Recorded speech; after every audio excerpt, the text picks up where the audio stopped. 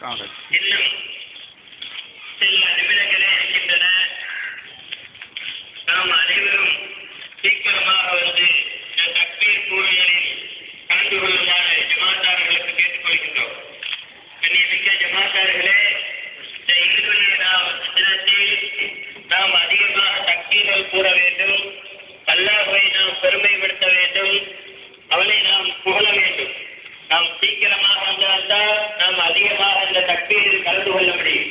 அதெல்லாம் சீக்கிரமாக வருமாறு கேட்டுக் கொள்ளப்படுகின்றார்கள். அஸ்ஸலாமு அலைக்கும் வரஹ்மத்துல்லாஹி வபரகாத்துஹு. அல்லாஹு அக்பர், அல்லாஹு அக்பர்.